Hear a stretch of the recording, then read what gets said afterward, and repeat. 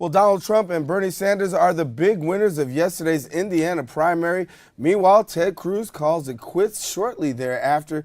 The question is, what does this mean for the Republican Party, and will there be a third party? Here now to discuss more is political commentators J.C. Polanco and Mariah Starr. And J.C., good to have you. And, thanks for having me. And once again, we also want to say good to see that your dad is progressing. I know he had some surgery. Yeah, and just want to wish you the best. Thank you so much. Listen, so let's talk about this here for a minute. Obviously, big winners yesterday. Donald Trump, upset winner Bernie Sanders. Let me start on the Republican side. Some people were very surprised by the fact that we're still here talking about this. You, of course, same way.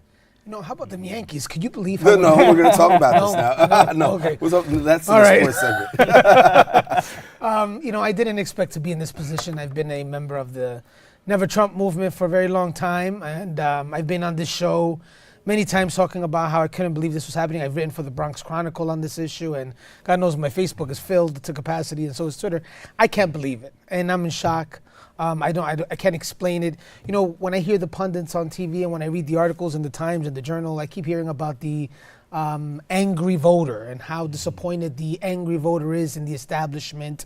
Now I have to tell you, I'm part of that establishment. I think the establishment should be respected. We work very hard for the party. We raise the money for the party. We do the legwork for the party. So when I hear that these people are angry and that's why they voted for Trump, I say, how many more times did you want the Republican Party to vote against Obamacare? How many more times did you want us to go against President Obama? How many more times did you want us to shut down the government? What did you want? I mean, I don't understand the anger. And I'm going to learn a lot from this campaign.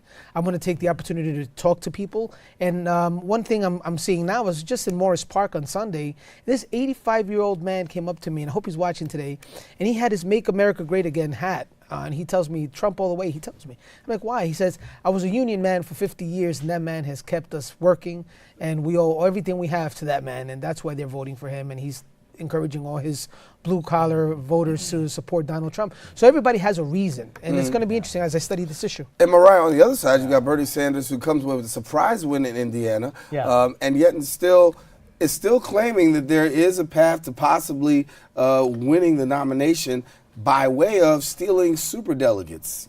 Well, I wouldn't say stealing, I would say persuading them, because the states that are most favorable to Sanders are coming up. You have California, you have Oregon, you have some states that perfectly match Sanders' demographic, and the superdelegates are only 15% of the total delegate coalition. And so it will be literally impossible for either Clinton or Sanders to get to the magic number without the superdelegates. So right now you're going to be seeing the superdelegates trying to figure out which candidate is better against Trump and which candidate can enlarge the party. Sanders has the numbers, the young people and the white liberals. The Clinton campaign has been drawing on the older voters, so they represent the older traditional part of the party. It's the Sanders campaign that is tapping into the new part of the party, the future of the party. And that's what superdelegates are for, to bring in the future of the party. I think the superdelegates are there to protect the party. And I told you before, I wish we had them. I wish we had them in the numbers that the Democrats do. I think that Bernie Sanders has a problem with African-American voters. I think that one of the things you mentioned, Hillary has a solid control of that block. It's going to be interesting to see what happens on the Democratic side. I tell you this, any Democrat who thinks that Donald Trump is going to lose by huge numbers is out of their minds. I think we look at these poll numbers now, and we're, especially guys like me, we're going to get crushed. But there was one poll by Rasmussen that showed Donald Trump actually up by 3 points. I think that this race is going to get a lot closer. I think that you have two flawed candidates, and Americans are going to decide which one do I hate the least is what's going to end up happening. What we saw on the Republican side was Ted Cruz right before Indiana announced that he was going to use Carly Fiorina to be the vice presidential candidate. Given the fact that it's pretty much surmised that you look at Donald Trump and Hillary Clinton being the presumptive winners on both sides, what are we going to see with the Trump vice president? Because, obviously you've got John Kasich out there who's the establishment. He's still hanging in there. What are we going to see? I think you're going to have to see someone who's a policy wonk. I mean, someone who knows policy, someone who's a brawler, someone who's not going to be afraid of going up against the Clinton machine, because you know that the Clinton machine is like no other, especially once you throw President Obama and Joe Biden in there. You got to bring in the best of the best. So I think you're going to need someone who's going to to be able to explain the stuff that Trump hasn't been able to do. And that's why the vice presidential pick is so important. And how he's going to bring guys from the Never Trump movement over and people that are just going to protest vote. And for those viewers who don't know what that is, that's when you go to the poll site and you don't want to not show up. So you sign in the book and you simply put in an empty ballot. So, I mean, that's a protest. A lot of guys that I'm speaking to are going to do that because they're not happy with either of these candidates. It's going to be interesting to see what's going to happen. You're going to be seeing a lot of anti-Trump people coming out. I mean, the bottom line here is Trump is a direct threat to everything our system stands for. There's no way he's going to win. Every person knows that Trump is completely unqualified for the presidency in terms of temperament, in terms of policy. So Sanders actually does represent a likely victory over Trump only because his poll numbers are better against Trump than Clinton's are. I got to tell you, Pat, I said the same thing. I was going to say 11 months I'm ago, telling you, he stood right here and said I was here that every month, I promise you, Mariah. It didn't work. I kept saying it's not going to happen. It's not going to happen. Today I'm devastated. Because that was a primary vote. Now we're going to the general election, and general election is completely the opposite dynamic of the primary vote. So in the general election, you're going to be seeing a lot more people coming out against Trump. It's just that simple. Does Clinton-Sanders ticket sound good? That sounds ideal. The problem is Clinton has a lot of people against her as well, a lot of never Clinton people who are saying, okay, we're going to vote for Sanders. We won't even show up at the polls for Clinton. About 1 in 4 Bernie Sanders supporters said they're not supporting Hillary in the last poll. It's very interesting. That's true. So I'm suspecting it'll be a Trump-Cruz ticket so that Trump can tap into the evangelical vote that Cruz represented. And it'll be a Clinton. Not going to happen. Really? There's no way. There's no way that yesterday. He didn't even mention his name yesterday. I had to say, there's no way that Donald Trump is going to try to associate Cruz's dad with the assassination of JFK and then ask him to be his running mate. I don't see it happening. I think Trump is in a bad position because he came after these guys that he was running against viciously. And then another thing is, these poll numbers are serious. I mean, you're looking at over 89% of Hispanics disapprove.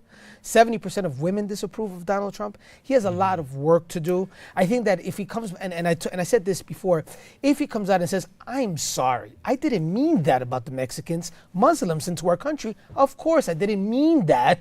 Oh, the KKK, I hate them, I've always hated them, and David Duke, my bad. I mean, he has to come out and apologize to those levels to be able to bring those numbers down incredibly. It's and now you're talking outside of the party. Is he able to even unite the party? Because we're seeing people right now, and I mean, I can call about 5 or 6 people right now on Twitter who are major Republican heads who say, listen, one guy says I'm for her, meaning Hillary Clinton. Yeah. And Mark Salter, I think it is. You know, it's going to be that's right. It's going to be very tough. I think it is going to be very tough for a lot of us to come back into the fold. Donald Trump has been, horrible when it comes to how he deals with his opponents and how he deals with the establishment. And it's going to take a lot of apologizing to bring a lot of us back into the fold. No amount of apologizing will work. This is an impossible task. He has alienated so many people that they are never going to be able to come out and support in him any way. So he has a fractured party. He is the fracture itself. He is not able to do this. And the central challenge here with the party is that the Republican Party has been 2 parties for a long time. All that Trump has shown is that this is actually now a real thing.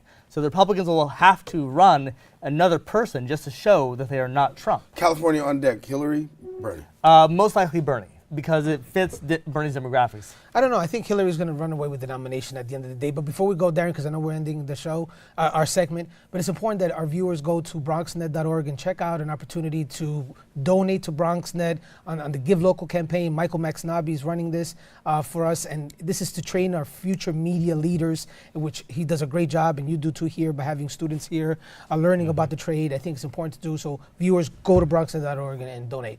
That's about the best thing you said all day. There you go. Thank you for that. JC Malongo, Mariah, take care. All right, in other news, the African Advisory Council of the Office of the Bronx Borough President Ruben Diaz Jr., they actually kicked off their 6th annual Bronx Weeks African Nations Tournament in McCombs Dam Park. McCombs Dam Park this week. Our BronxNet correspondent, Veronica Guiti, has more.